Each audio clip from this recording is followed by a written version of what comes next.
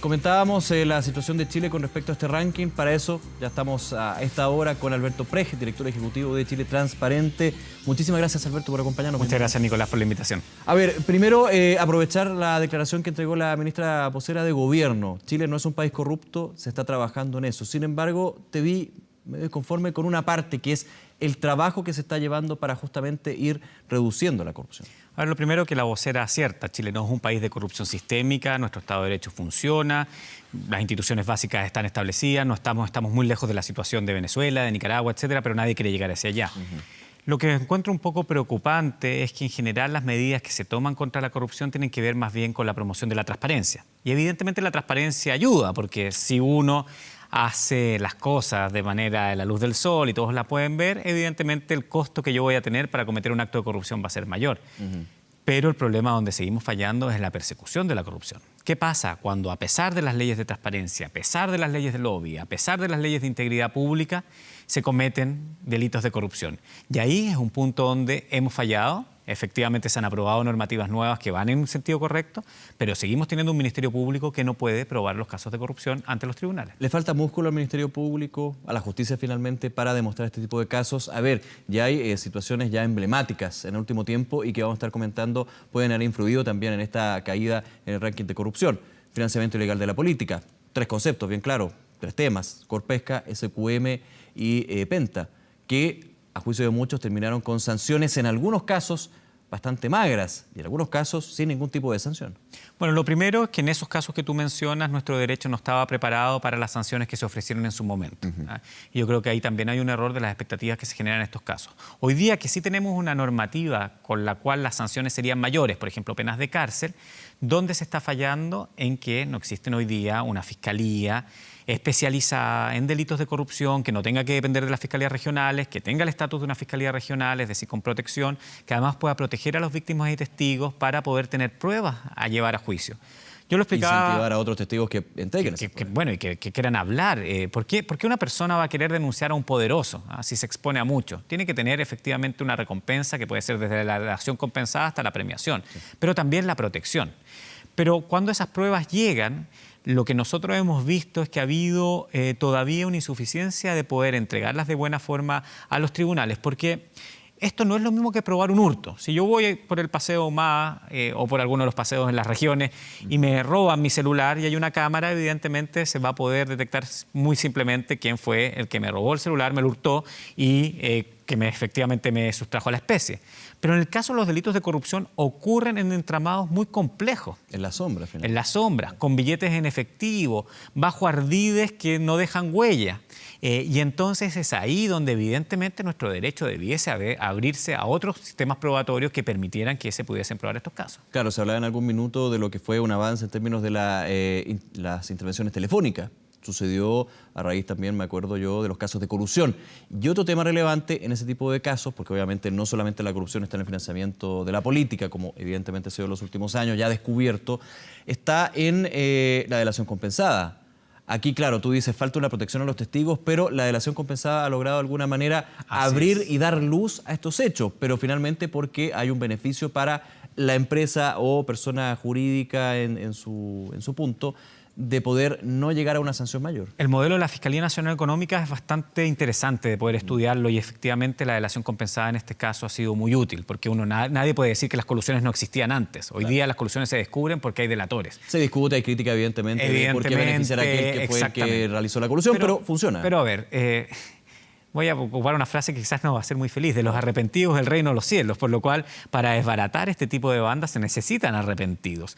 Una persona que está metido en un cartel de narcotráfico y que efectivamente quiere salirse por la razón que sea, por desbaratar la competencia, la razón que sea. Bueno, ¿cómo se llega a esa información por parte de la justicia? Y evidentemente ahí la delación compensada puede ser algo muy importante, pero también, como se ocurre en otros países, el pago por información. Por ejemplo, hay estados de Estados Unidos donde si tú descubres un fraude al fisco y se le recupera al fisco, no sé, $1 millón, tú te llevas un porcentaje de ese $1 millón. Claro, se ve como esta clásica recompensa por dar información. Así es. Y eso no existe en Chile y creo que nos tenemos que abrir a aquello. Pero también proteger al honesto. Nosotros tenemos un sistema en Chile transparente que es denunciacorrupción.cl, donde recibimos denunciantes de corrupción. Gente honesta que trabaja, por ejemplo, en un servicio público y que dice yo no quiero más, no quiero ser parte de esto. ¿Pero identificado? Bueno, lo damos anónimo, pero si lo queremos llevar a juicio, cuando le entregamos al Ministerio Público tenemos que darle su identidad si es que la persona quiere efectivamente seguir con el juicio adelante. Porque sin testigos no existe finalmente prueba. Perdón, y Alberto, te interrumpo. Y en esa experiencia que ustedes tienen con ese sitio web, de aquellos que pasan a juicio, ¿cómo también se desarrolla el tema con los testigos? Porque es complicado irse en contra de los poderosos por todo este contexto. Tenemos una experiencia bastante positiva con una persona que denunció y que hoy día está bajo medidas de protección y que el Ministerio Público efectivamente lo ha cuidado, pero lo hace porque lo mete en el sistema de protección a víctimas de testigos general que hay para cualquier delito. Lo que acá nosotros decimos que si esas personas efectivamente se están rebelando contra los poderes económicos, del crimen organizado, políticos, etcétera, debiese tener una protección aún mayor que la que tiene una víctima o testigo de cualquier delito, que son distintos. Para resumir lo que estamos conversando, la clave aquí, a juicio tuyo de Chile Transparente, es especializar la persecución. Por supuesto, porque son delitos muy difíciles de perseguir, son delitos muy difíciles de probar y son delitos que además cambian mucho en su modus operandi. Es decir, si me descubrieron financiando la política de manera ilegal a través de facturas, bueno, lo que voy a hacer va a ser crear fundaciones.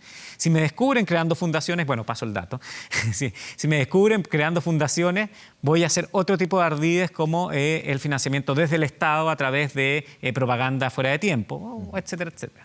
A ver, hay un punto negativo, evidentemente, crece la percepción de corrupción, pero también uno podría rescatar algo. Se conoce la corrupción. Vuelvo al caso del financiamiento ilegal de la política. Muchos expolíticos, muchos actores de ese mundo decían, bueno, pero esto de las boletas ideológicamente falsas se usa hace mucho tiempo. Lo que pasa es que ahora descubrió y ahora explotó. También lo positivo, y ahí traigo la pregunta, es que se vayan conociendo estos casos, que finalmente no nos miremos por detrás del hombro y decir, bueno, en realidad aquí no hay corrupción. Chile no pasan esas cosas. Sin duda, y la conclusión que nosotros sacamos en el estado que está Chile, que es el lugar 27, es un lugar de avanzada respecto a la región y avanzada respecto al mundo. El mundo es muy corrupto. Nosotros medimos 180 países y la media de los países es 43 puntos y Chile tiene 67 puntos. Estamos muy sobre la media del mundo. Pero el conocer la corrupción es un muy buen paso porque es sincera. El problema cuando tú lo que empiezas a conocer cada vez es más grave y más grave y más grave y te das cuenta que tiene un problema sistémico. Porque nuestros hermanos venezolanos que están muy abajo en el ranking podrán decir, bueno, nosotros también conocemos la corrupción, pero lo que pasa es que no hay ninguna reacción estatal, al revés. Hay una captura absoluta del crimen organizado y de otro tipo de poderes al gobierno venezolano y en general a la sociedad venezolana el día de hoy. ¿Cuál es el país de este ranking que lidera? Para entender un poquito también el extremo, para ir a aquellos que son muy poco corruptos y cómo lo han hecho, y aquellos que efectivamente son el ejemplo a no seguir. Bueno, lo primero que no hay ningún país que tenga 100 puntos. No existe el paraíso en la Tierra. Es una buena noticia, digamos. Es una buena noticia, sí. Dentro de todo, bueno, somos humanos y hay países de humanos, todos los países tienen humanos. 88 puntos es el que más tiene, de 100, que es Dinamarca. Dinamarca, que ha tenido escándalos de corrupción bastante importantes en el último tiempo. Luego Nueva Zelanda, Canadá es bastante destacado, bueno, Alemania, etcétera. Y este año llama bastante la atención Estados Unidos, que ha decrecido 4 posiciones. Y eso tiene que ver, bueno, con los casos de corrupción que se han ido conociendo en el último tiempo, ligados también al financiamiento ilegal de campaña. Y al otro lado tenemos Corea del Norte, tenemos a Sudán del Sur, y en el continente tenemos a Venezuela, Nicaragua, Haití, Bolivia, Honduras, con situaciones bastante complejas, no solamente de corrupción, sino también de estabilidad de sus democracias. Y en América Latina, Uruguay, que siempre ha estado bien posicionado dentro de este ranking, digamos, en términos de tener una baja corrupción con respecto al resto de los vecinos. Así es, bueno, Uruguay es el que está tercero en el caso del continente americano, el más transparente es Canadá, luego es los Estados Unidos, Uruguay, Chile, Costa Rica y después ya bajamos muchísimo. Y Uruguay sigue manteniendo una distancia de 3 puntos con Chile. Hubo un momento en que Chile estuvo mejor posicionado que Estados Unidos, pero podríamos decir, como hablábamos anteriormente, que quizá era un momento donde no queríamos ver la basura debajo de la alfombra. Hoy día la vemos, lo importante es aspirarla y que no se vuelva a acumular. Hablaba nuevamente, tomo las palabras del gobierno, de la vocera Cecilia Pérez. Se está trabajando en eso. A juicio tuyo, ¿se está trabajando efectivamente en eso? Ok, uno podrá decir las sanciones en los casos de financiamiento ilegal de la política dieron paso a decir, oye, esto no puede volver a pasar. ¿Se ha trabajado en eso en todo este tiempo? Sí, uno tiene que ser justo en que se ha trabajado, pero yo creo que muchas veces Luis Fonsi es el que legisla, muy despacito. Y eso es lamentable, porque lo vemos en los mismos casos de financiamiento ilegal de la política. Se aumenta la prescripción de los delitos, de los delitos electorales. ¿De cuánto? Qué bien que así sea. Qué bien que así sea, pero se aumenta de 1 o 2 años. En 2 años tú no alcanzas a detectar un financiamiento ilegal de la política. Y es lo que está pasando ahora con el caso de Tragamonedas, que los plazos corren. Y si efectivamente no se llega a la convicción por parte del Servicio Electoral, no van a haber investigaciones de financiamiento ilegal de la política. Entonces creemos que ahí efectivamente hay esfuerzos bastante tímidos y se podría ir mucho más allá. Porque cuando estamos hablando de corrupción no estamos hablando de meros delitos económicos, sino que estamos hablando de delitos contra la democracia. Veamos lo que le ha pasado a nuestros carabineros, a nuestra institución de carabineros más que a nuestros carabineros. Esa caída en la confianza afecta a la seguridad pública, afecta a la vida de las personas, afecta también a los miles de hombres y mujeres honestos que hacen su trabajo como carabineros de sentirse honrados de efectivamente vestir ese uniforme. ¿Cómo están funcionando los organismos que fiscalizan el Estado? Pongo el ejemplo de la Contraloría General de la República, que también hace un trabajo, evidentemente, para detectar y sancionar dentro de los márgenes que tiene y cuando tiene que pasar ya a un tema judicial, enviar lo que es la información. Volvemos un poco al tema, falta la especialización de esta persecución, pero desde la Contraloría justamente ha habido toda una sofisticación de entender que el aparato estatal no es un aparato limpio de por sí. Bueno, y también desde el Ministerio... No digo que sea sucio, por favor, pero que se entienda. O sea, hay gente que desgraciadamente aprovecha el aparato. Y también desde el punto de vista del Ministerio Público y otros organismos fiscalizadores. Hoy día hay mayor conciencia y una de las cosas que nos diferencian como país del resto de la región es que en Chile hay reacción y la independencia de nuestros poderes es bastante efectiva. Y eso uno lo puede ver. ¿Cuál es el problema? Que después no llegamos a los resultados que se esperan. Acá nadie está diciendo que necesariamente al corrupto hay que lapidarlo o colgarlo en la plaza pública, pero sí que tenga una sanción que efectivamente sea disuasiva al daño que causa. Hay casos en regiones que son emblemáticos, concejales que usaron los dineros municipales habidos y por haber y al final tienen multas que son del 5 o del 10% de lo defraudado. Eso no puede ser. Tenemos parlamentarios que fueron condenados por fraude al fisco de por vida. No pueden volver a ser alcaldes. Y son parlamentarios porque nadie le permite no ser parlamentarios, pero no pueden ser alcaldes. Esas cosas, la verdad, que llaman la atención que puedan seguir ocurriendo. Hay un tema que hemos conversado varias veces también con ustedes, con Chile Transparente, que es, de alguna manera, sacar el tema de la corrupción de los grandes poderes, de las grandes empresas, de quizás lo más lejano al ciudadano común, y pensar también en la corrupción como un tema del chileno y la chilena. El chileno vivo, el que termina ganando, el que va del Transantiago, el tema del impuesto puede, por ejemplo, aprovechar y sacar algo del IVA, que uno pensaría, bueno, no le hace daño a nadie, pero va creando, y ahí te hago la pregunta, una cultura que podría llegar a un tema de corrupción, no sé si está desatada, pero sí grave. Bueno, pero esa es la semilla del inicio y efectivamente esa normalización de la corrupción es bastante grave. Nosotros muchas veces hemos conversado los casos, por ejemplo, en el fútbol, cuando se gana con trampa o al borde de la trampa.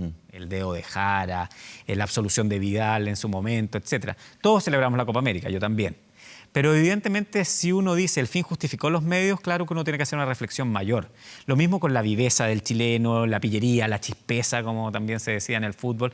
Evidentemente esos son síntomas de una sociedad que tiene determinadas enfermedades, una sociedad que castiga mucho la corrupción del otro, pero es muy mala castigando la propia. Y creo que eso es algo que tenemos que cambiar porque síntomas así se ven todos los días. Sí. Es cosa que en Chile hay un feriado largo y las bermas comienzan a ser pistas de tránsito. ¿Eso es corrupción? No. Pero evidentemente es un mal comportamiento que dice, bueno, yo puedo evadir la ley si la evaden los otros y entonces si lo puedo hacer en esto, bueno, ¿por qué no lo puedo hacer después con una factura? ¿Por qué no lo puedo hacer después con un cohecho? O como hablábamos también en el sistema público de salud, comprando un número para mi atención de salud que lamentablemente son tan escasos en muchos de nuestros servicios de salud locales. Claro, pensando que también es un tema de idiosincrasia que se va formando. Bueno, si el poderoso puede hacer una colusión, si el parlamentario puede emitir una boleta falsa, ¿por qué yo no, por ejemplo, puedo evadir el Transantiago? Volviendo un poquito a lo que es desde lo macro a lo micro, y lo micro va generando una tendencia también. Existe una frase de oro en los mundos de compliance, de combate y prevención a la corrupción, que dice "the tone on the top". ¿Qué significa esto? El que marca la línea, el que marca el tono, tiene que ser el líder de la organización. Evidentemente, si yo veo que las instituciones no están funcionando, yo tengo muchos más incentivos para decir, bueno, ¿Qué importa? Uno escucha muchas veces, incluso en conversaciones más coloquiales, bueno, pero ¿para qué voy a pagar impuestos si al final el Estado acá calla? Pero eso no puede ser justificante, pero también tienen que exigirle a las autoridades un comportamiento mucho más acorde. Y en eso yo creo que hemos avanzado. En Chile nos escandalizamos por poco y nos escandalizamos por mucho. En otros países no se escandalizan por poco y se escandalizan, y tampoco se escandalizan en muchos casos por mucho, porque ya se ha normalizado tanto que al final es la forma de vivir el poder efectivamente cometer delitos o acciones de corrupción. Alberto Prej, nuevamente, muchísimas gracias por acompañarnos en Noticias 24. Muchísimas gracias, Nicolás. Esté muy bien, buenas tardes. Buenas tardes.